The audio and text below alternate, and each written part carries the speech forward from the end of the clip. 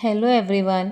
Today I am here to discuss about first chapter of economics, that is of PSEB. Punjab board school का ये chapter number 1 है economics का, +2 class inter arts and arts, introduction to micro economics. Your chapter name is introduction to micro economics. Micro होता है जो हम small level पे किसी भी इकोनॉमी की स्टडी करते हैं, दैट इज़ माइक्रो इकोनॉमिक्स. इसमें हमने जो टॉपिक्स करने हैं वो हमारे फ्रंट पे बुक पे कंटेंट के साथ बिल्कुल दिए हुए हैं. Our first topic is a simple economy, second one is the market economy, third positive and normative economics, fourth one is micro economics and macro economics. Next topic is organisation of economic activities and next is last one centrally planned economy. So एक एक करके हम यहाँ पे अपने topics को discuss करते हैं. Our first topic is a simple economy. Simple economy क्या होती है? Degree of interdependence and exchange. कोई भी डिग्री पे इंटरडिपेंडेंस क्या होता है? जो आपस में एक दूसरे पर निर्भर करते हैं. एंड एक्सचेंज मीन्स यहाँ पे हम लेन देन करते हैं, जो एक दूसरे से कोई भी चीज़ों का लेन देन करते हैं, एक्सचेंज करते हैं, वो चीज़. इंटरडिपेंडेंस म्यूचुअल होती है. म्यूचुअल मीन्स जैसे कि अगर मेरे को कोई चीज़ आपसे चाहिए और आपको मेरे से कोई चीज़ चाहिए, म्यूचुअल अंडरस्टैंडिंग के साथ जो चेंज होता है, एक्सचेंज करते हैं, दैट इज़ इंटरडिपेंडेंस. और ये दोनों चीज़ें मॉडरेट होती हैं. मॉडरेट मीन्स लिमिटेड फॉर्म में होती हैं. फॉर एग्जाम्पल आपको यहाँ पे दी हुई है, जैसे कि students are dependent on teacher for their education. जो स्टूडेंट्स हैं वो अपने टीचर पर निर्भर करते हैं अपनी एजुकेशन के लिए, अपनी शिक्षा के लिए. अब टीचर है वो स्टूडेंट्स पे निर्भर करता है कि कितने स्टूडेंट्स आएंगे, कब वो पढ़ाएगा. और जो स्टूडेंट्स हैं वो हमेशा टीचर पर निर्भर करते हैं, डिपेंडेंट रहते हैं कि वो उन्हें एजुकेशन देगा. नेक्स्ट एग्जाम्पल है हमारी टेलर की. कोई भी लेडीज़ है, जेंट्स है, कोई भी आम नागरिक है, वो टेलर पर निर्भर करता है कि वो उसका सूट साड़ी स्टिच करके देगा. और हम हैं वो हम टेलर पर निर्भर करते हैं, और टेलर कस्टमर पर निर्भर करता है कि कब उसके पास कोई कस्टमर आएगा स्टिचिंग करवाने के लिए. This is the simple economy. And next is the market economy. Market economy वो होती है जहाँ पे लोग अपने प्रॉफिट मैक्सिमाइजेशन के लिए काम करते हैं.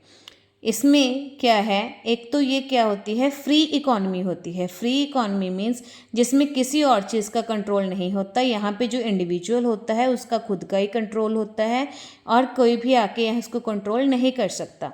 Control of market forces.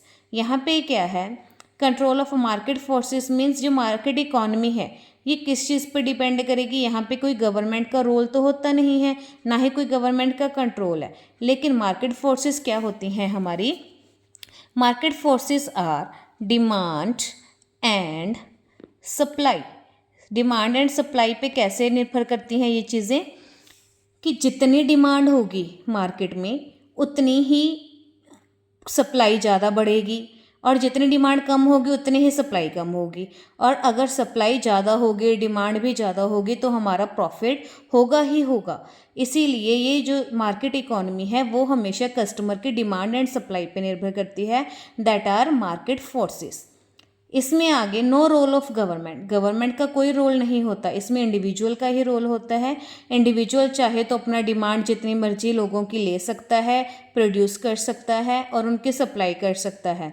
Next is consumers are free to buy anything of their choice. यहाँ पे जो कस्टमर होता है, कंज्यूमर होता है हमारा ग्राहक, वो कोई भी सामान है उसको फ्री होता है वो अपनी चॉइस का कोई भी सामान खरीदने के लिए. उस पर कोई दबाव नहीं होता कि आपने यही चीज़ खरीदनी है, इतने में ही खरीदनी है, इतनी क्वांटिटी है, ये क्वालिटी चाहिए. ये अपनी चॉइस का, अपनी मर्जी का कोई भी मटेरियल, कोई भी थिंग वो बाई कर सकता है. Next is producers are free to produce demanded goods. Producers के ऊपर, जो उत्पादक होते हैं उनके ऊपर भी कोई भी किसी भी चीज़ का दबाव नहीं होता. वो भी बिल्कुल आज़ाद होते हैं कि जो लोगों की डिमांड है वो चीज़ें हैं, वो गुड्स हैं जो उनको प्रोड्यूस कर सकें. आगे आता है हमारा positive economics and normative economics. ये हमारा टॉपिक का पार्ट है कि पॉजिटिव इकोनॉमिक्स क्या होता है और नॉर्मेटिव इकोनॉमिक्स क्या होता है. पॉजिटिव इकोनॉमिक्स में क्या होगा कि फैक्ट्स हैं जो वेरीफाइएबल होंगे। फैक्ट मीन्स कोई भी बात है, कोई रियल फैक्ट है, वो उसको हम वेरीफाई करती है इस इकोनॉमिक्स में। और सेकंड पॉइंट है verification not pass any value judgement. जो भी है वेरिफिकेशन होगी उससे हम कोई भी वैल्यू जजमेंट नहीं कर सकते। वैल्यू जजमेंट मीन्स हम कोई भी अंदाज़ा नहीं लगा सकते कि ये चीज़ सही है या गलत है। ये आगे इसमें 2 पार्ट्स हैं। तो consumer tend to maximise their satisfaction. इसमें क्या है, जो कंज्यूमर है, ग्राहक होगा, वो किसके लिए होता है यहाँ पे, ज़्यादा से ज़्यादा अपने सेटिस्फेक्शन को पूरा करने के लिए, अपनी आत्मा को तृप्त करने के लिए। और सेकंड यहाँ पे क्या है, जो प्रोड्यूसर है वो उसका मेन मोटिव क्या रहता है, ज़्यादा से ज़्यादा अपना प्रॉफिट बढ़ाने के लिए। सेकंड, ये क्या इन्वॉल्व करता है, स्टेटमेंट्स इन्वॉल्व करता है ट्रुथ की, मतलब सच्चाई की स्टेटमेंट्स होती हैं इसमें इन्वॉल्व हैं, इसीलिए इसमें जो फैक्ट्स हैं वो वेरीफाई इजीली हो जाते हैं। जैसे कि एग्जांपल है, population of India is more than China.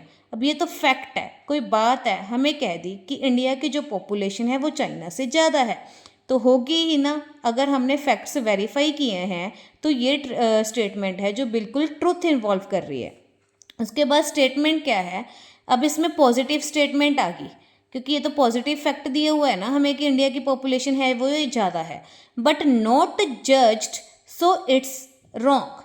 हमें ये तो पता चल गया, इसने बंदे ने बात बता दी कि पॉपुलेशन है वो इंडिया की ज़्यादा है चाइना से, रिस्पॉन्स है पॉजिटिव भी मिल गया, बट हमने कौन सा जज की है, इसीलिए हम इस वैल्यू को रॉन्ग कह रहे हैं यहाँ पे, कि ये वैल्यू जजमेंट यहाँ पे नहीं हुई। सिर्फ एक फैक्ट बताया है, वेरीफाई कर लिया, ठीक है, बट जब तक वहाँ पे पर्सनली बंदा जाके नहीं देखेगा तब तक हम इस चीज़ को जज नहीं कर सकते।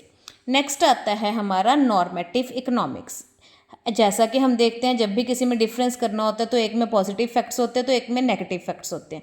जहाँ पे फैक्ट्स वेरीफाइएबल हो रहे थे तो नॉर्मेटिव इकोनॉमिक्स में क्या है, जो हमारे फैक्ट्स हैं वो वेरीफाइएबल नहीं होते। कोई भी बात होती है हम उनको वेरिफिकेशन के लिए सही मात्रा में नहीं यूज़ कर पाते। इट प्रोनाउंस वैल्यू जजमेंट, इससे हम हमारी वैल्यू को जज कर सकते हैं जो भी हम कहना चाहते होते हैं। वट और टू बी, हम क्या चाहते हैं, ए हमारे एम्स नॉर्म्स, जो हम पाना चाहते हैं, जो हमारा मुद्दा है, जो हमारा एम है आगे, वो चीज़ हमें डिटरमाइन करती है normative economics. It involves opinions only, not true और फॉल्स। इसमें सिर्फ विचार होते हैं कि बंदे की सोच क्या है, क्या गलत है क्या सही है, हम इस चीज़ से जज नहीं लगा सकते, ना ही हम दूसरे बंदे को कह सकते हैं। For example, one can said old age pension is stop. जैसे कि कहते किसी बंदे ने कहा कि ओल्ड एज पेंशन है, जो बुजुर्ग को अबव 50 अबव 60 जो भी पेंशन मिलती है बंदे को, वो कहते बंद हो चुकी है। वो तो जस्ट एक ओपिनियन है, बंदे का विचार है, बंदे ने सोचा, बट नॉट वेरीफाइएबल फैक्ट। हम इसको वेरीफाई तो नहीं कर सकते ना कि ये सही है या गलत है। बंदे ने तो कुछ भी कह दिया कि ये स्टॉप हो गया, ये चल गया। सो आज का टॉपिक हमारे यहीं तक रहेगा।